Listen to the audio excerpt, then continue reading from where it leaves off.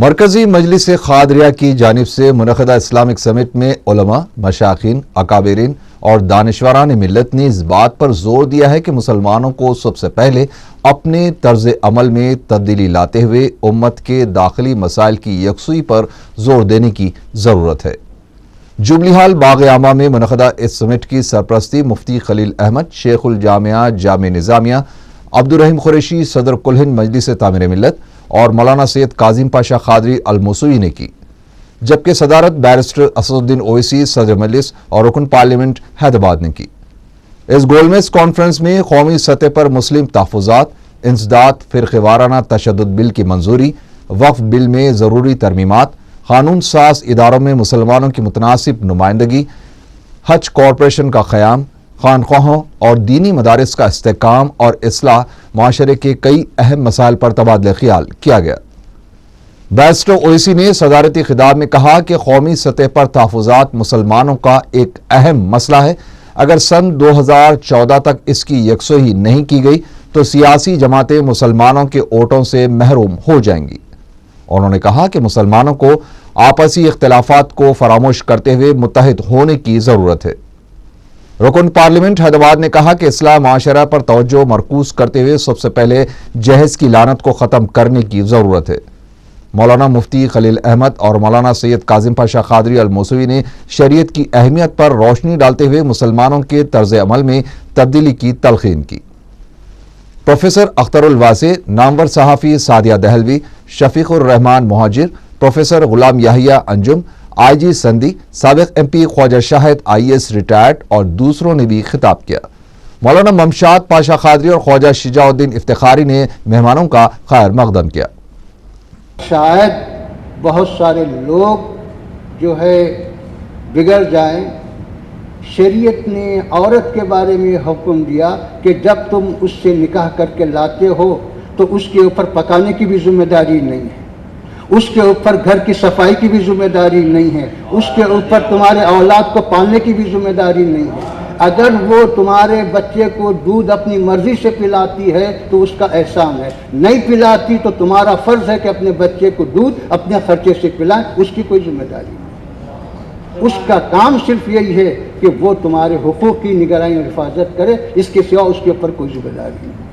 لیکن ہم اپنے معاشرے اور ماحول کی وجہ سے کچھ تبدیلیاں لا کر ان مسائل کو پیدا کیے ہیں، یہ ہمارا قصور ہے۔ اسلام کی تعلیم بالکل واضح ہے۔ خدا حافظ۔ صلی اللہ۔ صبح ایک کوا آیا اور اپنی چونچ میں کیڑے پکڑ کر اس سانپ کے منہ میں ڈالنے لگا تو میرے دل کی دنیا بدل گئی۔ میں نے سوچا کہ اللہ کے اوپر توکل کرو، بھروسہ کرو، جب وہ رزاق ہے تو رزق دینے کا وعدہ کیا ہے، یہ کیوں میں تجارت کے لیے مار پھر رہا ہوں؟ میں نے تجارت سے توبہ کر لی اور اللہ کی ذات پہ بھروسہ کر کے مسجد میں بیٹھ گیا تو غوث اعظم نے فرمایا، ارے بدنصیب، وہ مردہ سانپ کی مثال کیوں بنتا ہے جو پڑا ہوا ہے، کوئی لا کے کیڑے ڈال رہا ہے؟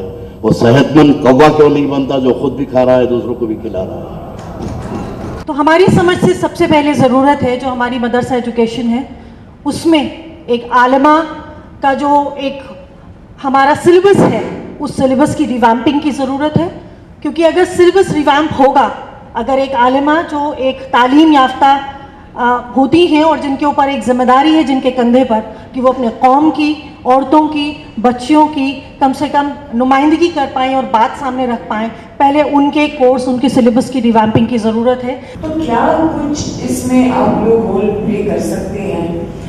کچھ دن پہلے میں کل پرسوں کی بات ہے، شام میں تو قرآن فاؤنڈیشن کے بچے ہیں وہاں کافی آئے اور میں نے تو کیا ہم مل کر کم سے کم اس پہ آئیں کہ کم سے کم کوئی گائیڈ لائن ہو، کوئی اس سے بات دیکھیے، آج ایک اعتراض کرنے والا ایک مستشرق کہتا ہے کہ عورتوں پہ اتنی زیادتی ہوئی کہ عورتوں کو نبی نہیں بنایا جا سکتا۔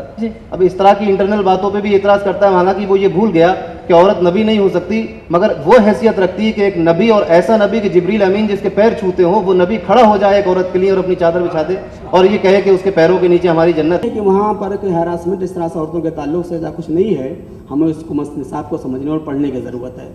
حضرات، خانقاہوں کا جو معمول تھا، جو ان کا سسٹم تھا، ان کا ایک طرف فتوحات جو ہوتی تھی، غربہ مساکین میں خرچ ہوتا تھا، یہ ذخیرہ اندوزی کہاں سے خانقاہ نظام میں آ گیا ہے؟ یہ سسٹم کہاں سے آ گیا ہے؟ اگر ہم ذخیرہ اندوزی کرتے ہیں تو ہمیں چاہیے وہ نظام اپنایا جائے. کریں.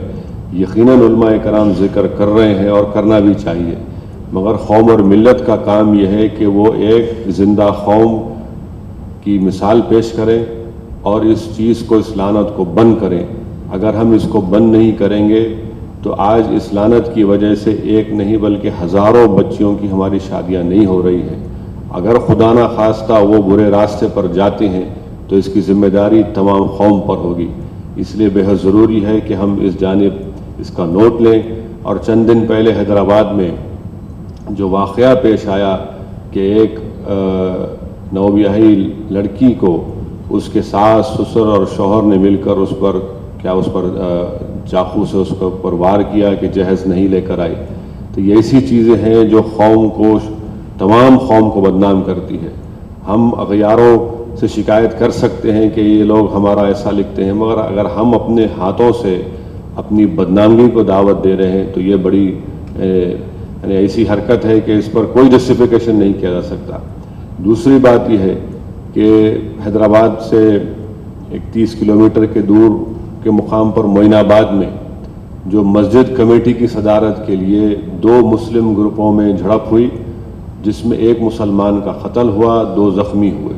اب آپ اندازہ لگائیے کہ اگر ہم مسجد کمیٹی کی صدارت کے لیے ایک دوسرے کا قتل کریں گے، ایک دوسرے کو ماریں گے، تو پھر یہ کہاں سے ہم کو نصرت ملے گی، کہاں سے ہم کو کامیابی ہمارے پاس آئے گی؟ اللہ کی برکت اسی وقت آئے گی جب ہم اللہ کا خوف کریں گے. اگر ہم اللہ کا ہی خوف نہیں کریں گے تو کہاں سے برکت آئے گی، کہاں سے کامیابی ملے گی؟ یہ تمام چیزیں جو ہیں، اس کا راز تعلق ایک ہی چیز سے ہے کہ ہمارے دلوں سے اللہ کا خوف ختم ہوتے جا رہا ہے. جہاں جس قوم میں اللہ کا خوف رہے گا وہ قوم یقیناً اللہ ان کو کامیاب کرے گا. اس لیے کہ اللہ کے رسول صلی اللہ علیہ وسلم نے 1400 سال پہلے فرما دیا کہ جو لوگ اللہ کا خوف کریں گے، اللہ ان کے خوف کی وجہ سے ساری دنیا ان سے خوف کرے گی. جو اللہ کا خوف نہیں کریں گے، اور اس کا نتیجہ ہی نہیں کر رہا ہے کہ ہم ساری دنیا کا خوف کرتے ہیں. تو اس لیے بہت ضروری ہے کہ ہم تمام مل کر ایسے جھگڑے، مسجد کی کمیٹی کا جھگڑا، قبرستان کی کمیٹی کا جھگڑا، یہ جہیز کی لعنت، یہ ایسی چیزیں ہیں جس پر ہم تمام کو مل کر کام کرنے کی بہت ضرورت ہے.